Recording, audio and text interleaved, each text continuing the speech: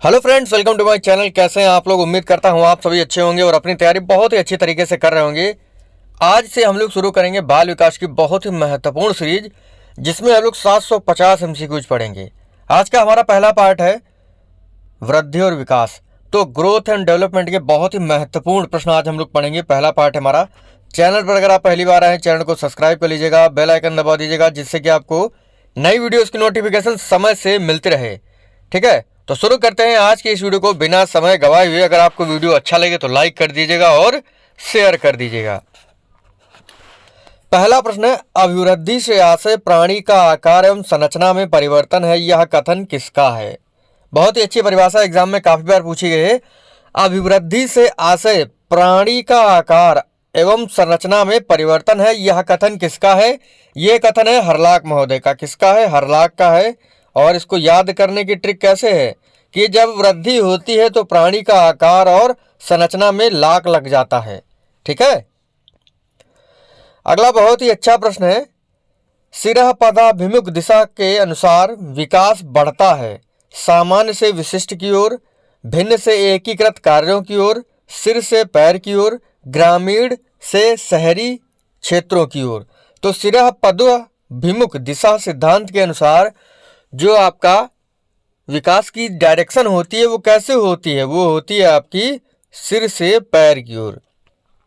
ठीक है, इसे इंग्लिश में सिफेलोकार्डुअल कहते हैं। ठीक है, याद रखिएगा आप लोग, सी ऑप्शन सही होगा। सिरह पदाभिमुख दिशा का सिद्धांत के अंतर्गत विकास जो होता है ये सिर से पैर की ओर होता है। इंग्लिश में इसे सिफेलोकार्डुअल कहते हैं। अगला है, विकास किससे किसकी ओर बढ़ता है? सामान्य से विशिष्ट, जटिल से कठिन, विशिष्ट से सामान्य या साधारण से आसान।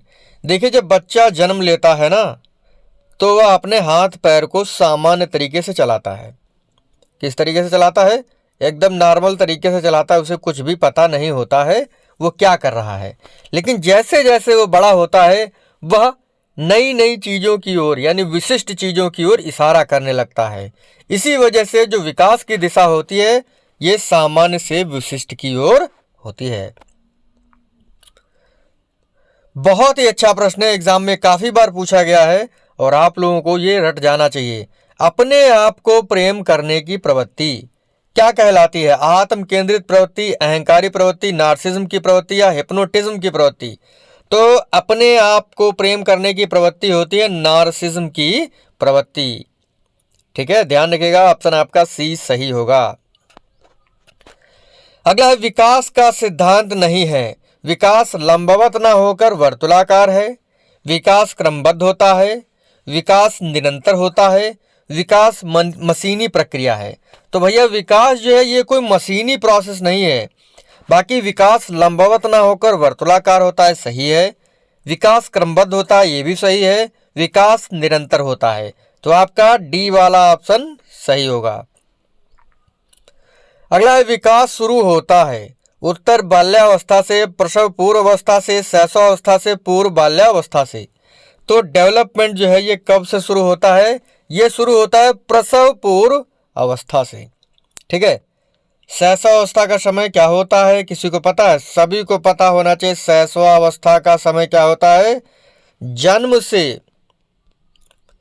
6 वर्ष की अवस्था। ठीक है, और बाल्यावस्था 6 से 12 वर्ष की, किशोरावस्था 12 से 18 वर्ष की अवस्था होती है। अगला है, विकास कभी ना समाप्त होने वाली प्रोसेस है, यह विचार किस सिद्धांत से जुड़ा हुआ है? तो देखिए, विकास कभी ना समाप्त होने वाली प्रोसेस है अंतः संबंध का सिद्धांत, निरंतरता का सिद्धांत, एकीकरण का सिद्धांत या अंतः क्रिया का सिद्धांत। तो विकास कभी ना समाप्त होने वाली प्रोसेस है, यह है निरंतरता का सिद्धांत, यानी विकास जो है निरंतर होता ही रहता है। ठीक है, जीवन पर्यंत जो है विकास होता रहता है।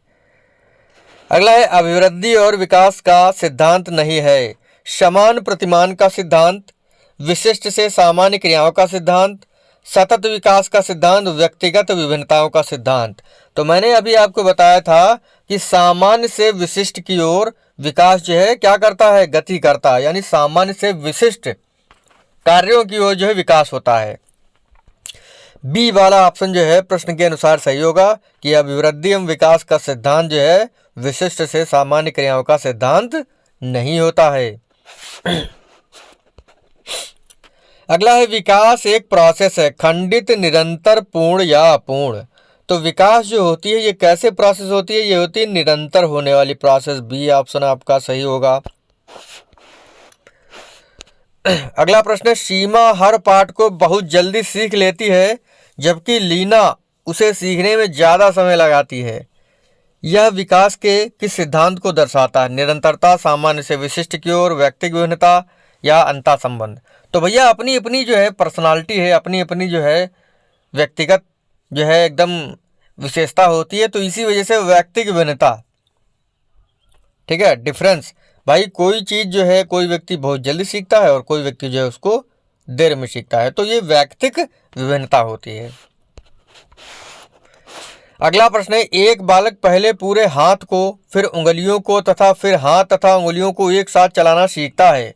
यह उदाहरण किसका है? निरंतरता का सिद्धांत, एकीकरण का सिद्धांत, सामान्य या विशेष का सिद्धांत या व्यक्तिगत विभिन्नता का सिद्धांत। लिखा एक बालक पहले पूरे हाथ को, ठीक है, फिर उंगलियों को तथा फिर हाथ तथा उंगलियों को एक साथ चलाना सीखता है, यानी वो एकीकरण करने लगता है। बी ऑप्शन आपका सही होगा। अगला है बहुत ही अच्छा प्रश्न है। देखिए जो परिभाषाएं हैं मैं आपको इस तरीके से रटाऊंगा कि जिंदगी में नहीं भूलेंगे भैया। किसने कहा है एक व्यक्ति का दूसरे व्यक्ति से अंतर एक सार्वभौमिक घटना जान पड़ती है? टायलर, स्किनर, क्रोएंड क्रो या वुडवर्थ। देखिए इसका ऑप्शन आपका सही है पहला, टायल। टाइल नहीं जो हम लोग लगवाते हैं अपने घरों में।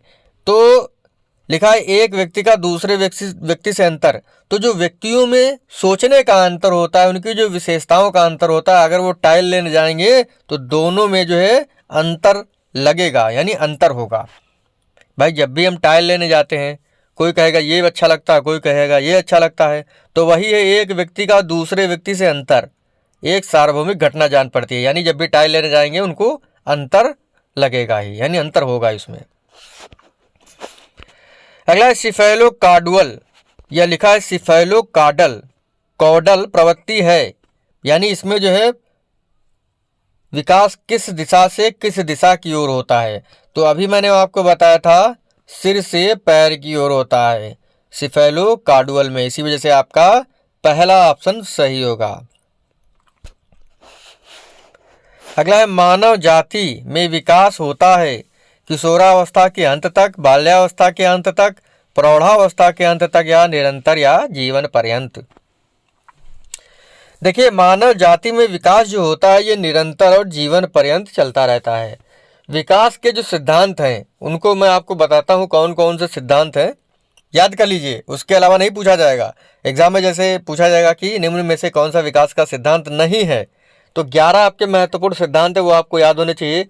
पहला है समान प्रतिमान का सिद्धांत, दूसरा है विकास की दिशा का सिद्धांत, तीसरा है भिन्नता का सिद्धांत, चौथा है निरंतरता का सिद्धांत, पांचवा है सामान्य से विशिष्ट क्रियाओं का सिद्धांत, छठा है पूर्वानुमान का सिद्धांत, सातवां है एकीकरण का सिद्धांत, आठवां है व्यक्तिगत भिन्नता का सिद्धांत, नवा है शरीर के विभिन्न अंगों के विकास की गति से भिन्नता का सिद्धांत, दसवां है वर्तुलाकार बनाम रेखीय प्रगति का सिद्धांत, 11वां है अंतः संबंध विकास का सिद्धांत।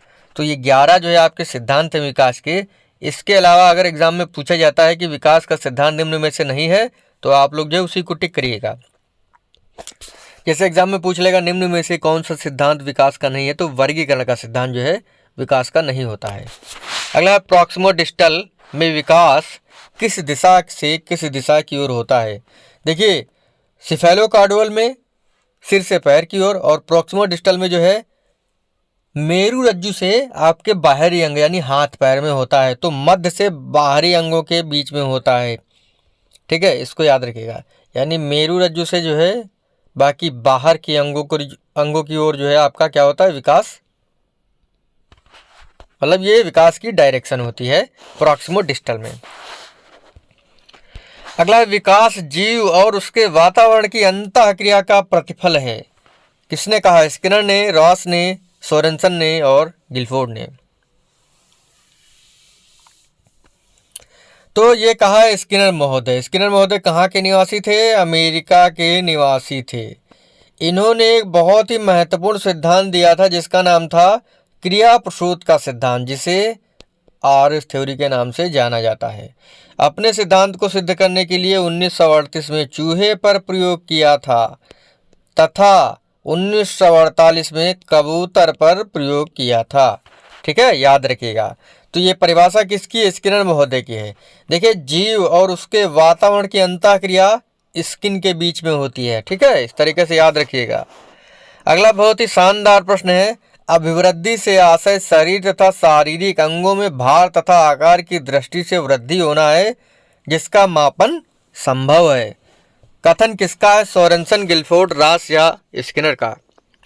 अभिवृद्धि से आशय शरीर तथा शारीरिक अंगों में भार तथा आकार की दृष्टि से वृद्धि होना है जिसका मापन संभव है। यह कथन है सोरेनसन का। किसका है? सोरेनसन महोदय का है। पहला वाला ऑप्शन सही होगा। अगला बहुत ही अच्छा प्रश्न है। अभिवृद्धि की विशेषता नहीं है, यानी ग्रोथ की विशेषता निम्न में से कौन सी नहीं है? संख्यात्मक होती है, संकुचित अर्थ वाली होती है, ग्रोथ को मापा नहीं जा सकता है, ग्रोथ में केवल बाह्य परिवर्तन ही शामिल होते हैं। तो अभिवृद्धि को जो है मापा नहीं जा सकता है। ठीक है, ये वाला गलत है, क्योंकि ग्रोथ को जो है मापा जा सकता है।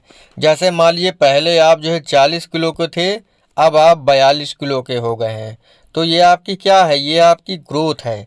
और इसमें क्या है? बाह्य परिवर्तन ही शामिल होता है। अभिवृद्धि संख्यात्मक होती है, जैसे बताया पहले आपका वजन 40 था, 42 हो गया। संकुचित अर्थ वाली अभिवृद्धि होती है। और अभिवृद्धि में केवल शारीरिक पक्ष ही शामिल होता है, यानी शारीरिक विकास के बारे में ही अभिवृद्धि में चर्चा की जाती है। अगला, विकास की विशेषता निम्न में से नहीं है। संख्यात्मक गुणात्मक दोनों है, बिल्कुल सही है। मापा नहीं जा सकता है, बिल्कुल सही है। ठीक है, जीवन पर्यंत है, बिल्कुल सही है। संज्ञानात्मक पक्ष शामिल नहीं होता है। ठीक है, तो भैया संज्ञानात्मक पक्ष क्या? इसमें तो सारे पक्ष शामिल होते हैं, इसी वजह से इसमें डी वाला ऑप्शन सही होगा। ये व्यापक अर्थ वाली होती है। ठीक है, इसे मापा नहीं जा सकता है। अगला है, विशेष अवधि के दौरान विकास प्रगति करता है लेकिन इस अवधि में समायोजन के लिए विराम करता है। कौन सा सिद्धांत है? निरंतरता का सिद्धांत, चक्राकार प्रगति का सिद्धांत, व्यक्तिगत विभिन्नता का सिद्धांत या सामान्य से विशिष्ट की ओर का सिद्धांत? तो देखिए, विशेष अवधि के दौरान विकास प्रगति करता है लेकिन इस अवधि में समायोजन के लिए विराम करता है। कौन सा सिद्धांत होगा? ये होगा आपका चक्राकार प्रगति का सिद्धांत। यानी आपका कौन सा ऑप्शन सही है? बी वाला ऑप्शन सही है। आप जो है केवल 11 सिद्धांत याद कर लीजिए। ठीक है, जैसे मैंने आपको बताया था कि 11 सिद्धांत कौन है, अगर उनके अलावा कोई सिद्धांत आता है विकास का तो वो नहीं होगा। पहला आपका सिद्धांत मैंने आपको बताया था समान प्रतिमान का सिद्धांत, दूसरा विकास की दिशा का सिद्धांत, तीसरा था भिन्नता का सिद्धांत, चौथा था निरंतरता का सिद्धांत। चार कौन कौन से हो गए? समान प्रतिमान का सिद्धांत, दूसरा बताया मैंने विकास की दिशा का सिद्धांत, तीसरा बताया मैंने निरंतरता का सिद्धांत, चौथा बताया भिन्नता का सिद्धांत, पांचवा आपका मैंने बताया था कौन सा? सामान्य से विशिष्ट क्रियाओं का सिद्धांत, छठवां बताया था पूर्वानुमान का सिद्धांत, सातवां बताया था मैंने आपको एकीकरण का सिद्धांत, आठवां बताया था कौन सा? व्यक्तिक भिन्नता का सिद्धांत, नवां है आपका शरीर के विभिन्न अंगों के विकास की गति से भिन्नता का सिद्धांत, दसवां है आपका वर्तुलाकार बनाम रेखीय प्रगति का सिद्धांत, 11वां है आपका अंतः संबंध विकास का सिद्धांत। तो ये 11 जो महत्वपूर्ण आपके कौन है सिद्धांत है। इसके अलावा अगर आता है कि निम्न में से कौन सा विकास का सिद्धांत नहीं है तो वही आपको टिक करना है। ठीक है, तो आशा करता हूँ ये आपको वीडियो बहुत ही अच्छा लगा होगा। उम्मीद करता हूँ आने वाली वीडियोस भी आपको बहुत ही अच्छे लगेंगे। अगर आपको वीडियो में कुछ भी अच्छा लगा हो तो लाइक कर दीजिएगा, शेयर कर दीजिएगा। मिलेंगे आपसे अगले वीडियो में। बाकी जो है प्रेस करते रहिए, यानी बताते रहिए कि वीडियो आपको कैसा लगा। तो मिलेंगे अगले वीडियो में, तब तक के लिए जय हिंद, जय भारत। Thanks for watching.